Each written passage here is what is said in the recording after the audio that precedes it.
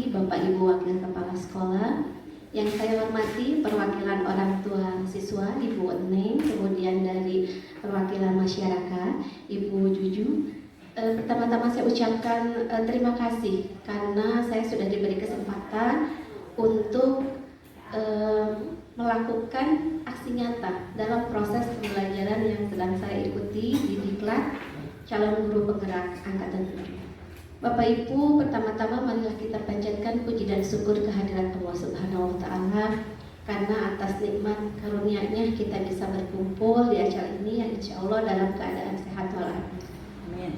Salawat serta salam marilah kita curahkan kepada junjungan kita Nabi Muhammad SAW, kepada para keluarganya, kepada para sahabatnya, dan mudah-mudahan kita mendapatkan syafaatnya di yaumil akhir. Amin ya Allah ya Rabbal alamin. Bapak Ibu yang saya hormati, saat ini sudah diketahui bersama saya sedang mengikuti pendidikan calon guru penggerak angkatan 7. Dan saat ini mungkin ini diseminasi yang entah kesekian kali ya Pak ya. Dan alhamdulillah saya mendapatkan dukungan yang luar biasa dari pimpinan di sini. Kemudian support yang luar biasa dari Bapak Ibu guru semua. Dan pada saat ini saya harus melakukan aksi nyata di modul 3.2 mengenai pemimpin dalam pengelolaan sumber daya, di mana tugas yang harus saya lakukan, saya mengidentifikasi sumber daya sebagai aset atau kekuatan yang dimiliki sekolah. Dan identifikasi ini akan kita laksanakan secara kolaboratif bersama-sama, tidak hanya saya yang menentukan. Dan mohon Bapak Ibu, aset di sini bukan hanya terkait bangunannya seperti apa, keuangannya seperti apa, tapi nanti akan saya jelaskan apa yang harus kita identifikasi bersama. Nah Bapak Ibu, ini adalah fasilitator saya dalam kegiatan calon guru penggerak ini, Bapak Suhada. Beliau dari Kabupaten Ciamis, kebetulan satu daerah dengan daerah asal saya, alhamdulillah. Kemudian Bapak Supadi, ini beliau adalah pengajar praktik saya yang sudah berkali-kali ke sini dan saya yakin Bapak Ibu sudah pernah bertemu dengan beliau. Nah Bapak Ibu, sebelum saya mengidentifikasi aset atau kita mengidentifikasi aset, saya akan bahas dulu mengenai ekosistem sekolah. Kalau dalam segi IPA, termasuk dalam segi umum juga, yang dinamakan dengan ekosistem ini sebuah tata interaksi antara makhluk hidup dan unsur-unsur yang tidak hidup dalam sebuah lingkungan. Jadi, kalau kita ibaratkan sekolah ini sebagai sebuah ekosistem, maka di sana akan terjadi interaksi antara faktor biotik, artinya unsur-unsur yang hidup yang ada di dalam sekolah kita, dan unsur abiotik, artinya yang tidak hidup, di mana kedua unsur ini akan saling berinteraksi satu sama lain sehingga mampu menciptakan hubungan yang selaras dan harmonis. Kemudian Bapak Ibu, apa saja yang termasuk faktor biotiknya? Nah Bapak Ibu bisa lihat di tayangan saya. Yang pertama ada kepala sekolah, kemudian guru, staf atau tenaga kependidikan, pengawas sekolah, murid, orang tua, masyarakat, dinas terkait, dan pemerintah daerah. Kemudian apa yang termasuk faktor abiotiknya? Yang pertama terkait dengan keuangan. Kemudian yang kedua sarana dan prasarana, dan yang ketiga lingkungan alam. Ini adalah faktor abiotik dalam ekosistem sekolah. Nah, selanjutnya Bapak Ibu, tentu sekolah ini banyak program atau banyak kegiatan. Dan tentu arahan akhirnya adalah untuk murid kita. Bagaimana kita misalnya menciptakan satu proses pembelajaran di mana pembelajaran tersebut yang berpusat pada murid. Tentu yang ingin kita capai adalah tujuan pendidikan nasional. Nah Bapak Ibu, dalam program itu ada pendekatan yang biasanya kita gunakan. Nah mungkin ini yang perlu kita rubah nanti sedikit. Di mana pendekatan ini ada dua jenis. Yang pertama ada pendekatan berbasis kekurangan atau masalah, atau yang deficit based approach, di mana ketika kita menggunakan pendekatan ini maka kita akan memusatkan perhatian pada apa yang mengganggu, apa yang kurang, dan apa yang tidak berfungsi dengan baik. Nanti akan saya kasih contoh. Efeknya apa ketika kita menggunakan program ini dalam menjalankan satu kegiatan? Maka akan timbul rasa pesimis. ini kegiatan kayaknya nggak akan jalan deh, karena misalnya kurang dananya. Nah, apa yang harus kita rubah? Nah, di sini ada yang dinamakan dengan pendekatan berbasis aset atau asset based approach. Di mana ketika kita menggunakan pendekatan ini, maka kita akan mengenali potensi yang ada dalam sekolah kita. Aset apa yang kita miliki, sumber daya apa yang kita miliki, fasilitas apa yang kita miliki, ini yang bisa kita jadikan untuk mengoptimalkan satu kegiatan. Yang saya ambil contoh misalnya begini Bapak Ibu. Ketika kita ingin mengadakan satu kegiatan, misalnya taruhlah perpisahan, ternyata sekolah kan tidak ada dana khususnya ya Pak ya. Nah, ketika misalnya kita mengadakan, wah ini nggak mungkin dilakukan nih, karena dananya dari mana? Tidak ada, mungkin tidak ya, kegiatannya jalan. Artinya mindset di kita itu sudah berbasis ke kekurangan, masalah. Efeknya apa? Tentu buat apa dilaksanakan atau tidak mungkin dilaksanakan.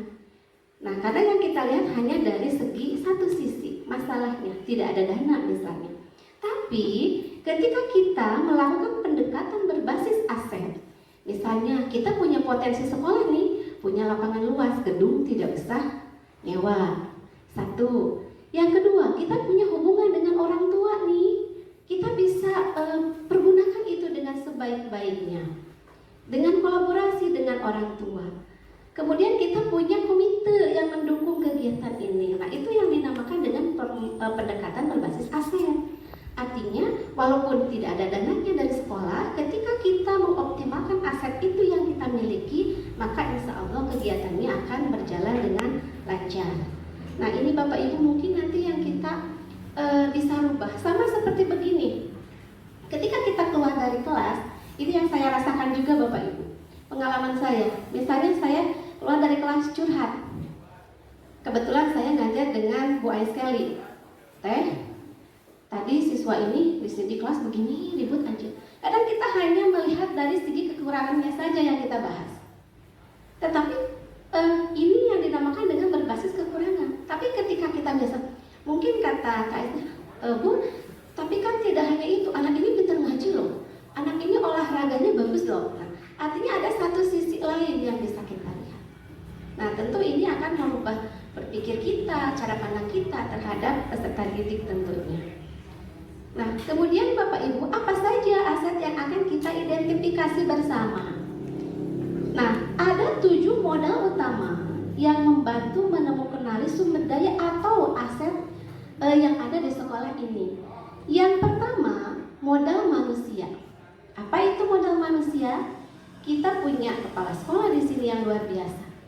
Kita guru-guru di sini yang sangat luar biasa. Ada tenaga kependidikan, ada orang tua, ada masyarakat. Ini yang termasuk pada modal manusia yang akan kita gali. Ada modal sosial. Apa hubungannya kita dengan masyarakat? Keikutsertaan Bapak Ibu dalam kegiatan diklat, kemudian MGMP, komunitas belajar. Nah, ini termasuk pada modal sosial. Tentu ketika kita menimbulkan itu atau melakukan itu, ini kan akan memberikan tambahan ilmu untuk kita yang tentu saja akan jadi aset untuk sekolah. Kemudian modal politik. Nah, Bapak Ibu, modal politik di sini bukan terkait politik praktis, tetapi lebih ke kebijakan, terutama tentu saja kebijakan yang dikeluarkan oleh Pak Kepala. Nah, kemudian modal agama dan budaya. Kita punya di sini agama yang beragam, budaya kita yang bagaimana kita melaksanakan pembiasaan, kemudian yang dimulai dengan berdoa, kemudian baca Quran, Asmaul Husna, kita berdiri pagi-pagi menyapa anak. Nah, itu termasuk modal agama dan budaya tentu yang akan menjadi aset bagi sekolah. Kemudian ada modal fisik. Nah, baru Bapak Ibu, modal fisik ini nanti ada yang berupa bangunan, kemudian ada yang infrastrukturnya, jaringan listriknya, jaringan internetnya, kemudian modal lingkungan alam. Kita punya lingkungan di sini, SMP Negeri 50 itu termasuk salah satu sekolah yang luas ya Pak ya, sangat luas dibandingkan dengan beberapa sekolah lain yang ada di Kota Bandung. Ini aset bagi kita Bapak Ibu. Kemudian yang terakhir adalah modal finansial. Nah ini nanti yang tentu dengan dana BOS yang kita itu hanya memperoleh dana BOS ya Pak ya untuk operasional sekolah.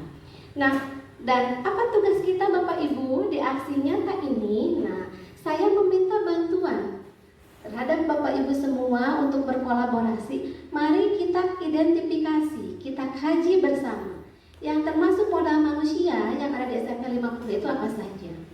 Kemudian yang termasuk modal sosial, kita sudah MOU misalnya, bekerja sama dengan siapa saja. Nah ini yang nanti akan saya minta bantuan terhadap Bapak Ibu semua. Kalau misalnya nanti kita sudah mengidentifikasinya, akan kita plot Bapak Ibu. Misalnya modal yang termasuk modal manusia apa saja, kemudian termasuk modal sosial apa saja. Dan tentu saja untuk identifikasi ini tidak mungkin kita lakukan saat ini langsung, tetapi akan saya lakukan nanti secara offline Bapak Ibu. Nanti kita akan ada beberapa pertemuan, tapi saya mohon bantuan ketika nanti Bapak Ibu ada masukan terhadap saya. Misalnya, Bu, ini yang termasuk modal sosial kita pernah bekerja sama dengan kepolisian misalnya, dengan BNN atau dengan puskesmas, betul sekali. Nanti mohon dikasih tahu ke saya. Jadi nanti biar kita identifikasi bersama. Setelah ini nanti akan saya petakan. Mungkin nanti untuk modal manusia dengan latar belakang pendidikan guru-guru di sini, saya akan minta bantuan untuk pihak tata usaha. Untuk sarana prasarana nanti saya akan minta bantuan ke Wakasek Sarana dan Prasarana beserta stafnya. Nah itu Bapak Ibu mohon izin sekali lagi. Jadi kalau nanti saya minta bantuan terhadap Bapak Ibu, kita identifikasi bersama. Bapak Ibu tidak keberatan. Baik Bapak Ibu. Nah ini saja dulu Bapak Ibu untuk pertemuan kita hari ini. Dan selanjutnya nanti akan saya lakukan sekali lagi secara offline, karena tidak mungkin pada saat mendata itu atau mengidentifikasi ini secara online karena tentu akan banyak. Terima kasih sekali lagi atas waktunya Pak, sudah memberikan waktu pada saya untuk memulai ya Pak. Ini kita baru start aja, baru memulai. Sekali lagi terima kasih Bapak Ibu. Billahi taufiq wal hidayah. Wassalamualaikum warahmatullahi wabarakatuh.